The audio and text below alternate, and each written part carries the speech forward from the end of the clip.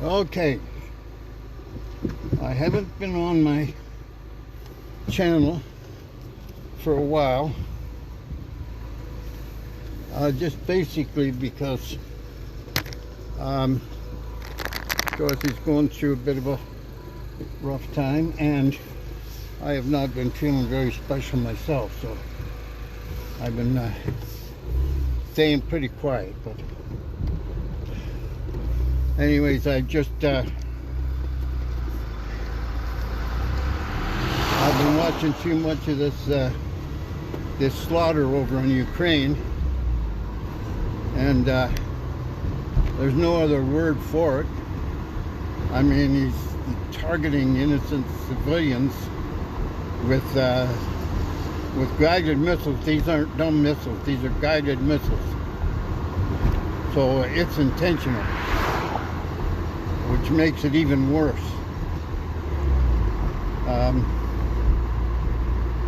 I don't know how it's going to come out, but somehow there has to be some justice in this world, and he needs to be brought to justice.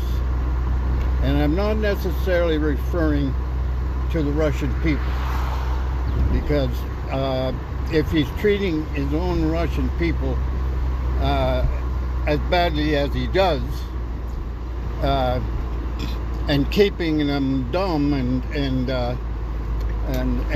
penniless, so to speak, except for his buddies, this guy is beyond belief, and I hope there's a place in hell for this man, and I hope that he never dies. I just hope that he burns endlessly in hell. But anyways, that's pretty mean. But I gotta have to quit watching it, because it's so upsetting that this is going on, and this is allowed to go on. And I know the reasons why the West does not want to get into a cluster, because they instead of some people dying, there'll be a whole lot more dying. I understand that fact, but somewhere along the line there has to be justice for the one. So Spock would say, the needs of the many outweigh the needs of the one. Anyways, it's just well,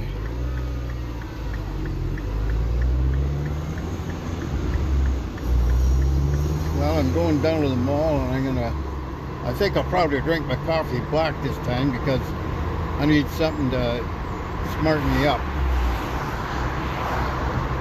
Well, last night I never got to sleep till 2 o'clock in the morning, because I got watching these street musicians, and specifically what they call the Boogie Woogie channel. And that's pretty amazing. That's very amazing. And one particular, in particular, was a young girl, looks to be a young Polish girl, matter of fact. I think a Polish girl, anyway, in her early teens, is playing fiddle in their violin in the mall, and people are crowded around listening to her. And then I looked at some of her videos, and actually one of her videos has had 1 billion views, and I understand why. She's so good, and she's so graceful, and smiling, and just that presence, and it was so refreshing to see, because so many times that musicians are ruined because of our society, because they in many contexts they don't view music as a viable means of living. And that is so wrong. I know, because I'm a musician for my whole life. And if I had my choice, no, I did have a choice. I'll correct that. I did have a choice. Music is the only thing I ever wanted to do. But as I grew up a little bit, I realized I wanted to have a family, and I wanted to have a car, and I wanted to have a house, and I wanted to have a reasonable standard of living. And all those things, except for very few, are unattainable, especially in Canada, by being a musician. There are a few, but the majority are blocked by the fact that there's no recognition or reliable path for musicians to follow. Even if you go to the U.S., now I'm a little more familiar with classic rock and the country music. If you're down in Tennessee or in that area, or even Texas, and you say you're a musician, people respect that. People want to know where you're playing, who you're playing with, and are you on tour, and all that blah, blah, blah. And but in Canada, you know, you say you're a musician, and people say, well, what do you do for a living? I'm a musician. Oh, you're kidding. What do you do for a living? Okay, I'm a musician. So the career I would have liked to have had, I would have loved to have had in my lifetime, would have been music, and music alone. But for me, I just, because I wanted to have, how would you say, a more normal lifestyle, that couldn't happen in this country, me being a musician. You know, that means if you're going to be a musician, you're going to be poor, probably on the street, probably not much to eat, and probably a problem.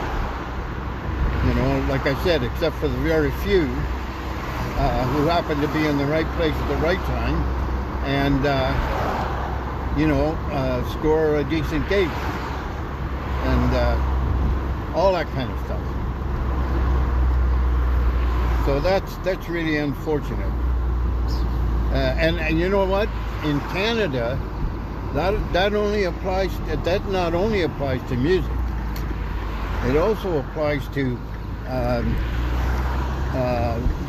theater. It applies to art, painting, you name it, carving, all that kind of stuff. Anything that has that artistic factor in it is not really going to be recognized as a viable way of making a living and having a decent standard of life. So, and that's a shame. That's a real shame, because all these forms of art and stuff like that are a part of our heritage, and it's being lost. It's being trashed by commercialism, where the true art form is being diluted down to commercial crap, let's put it that way,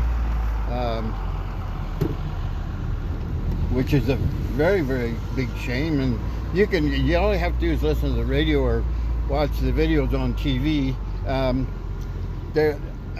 You know, most of the music lacks the real purpose.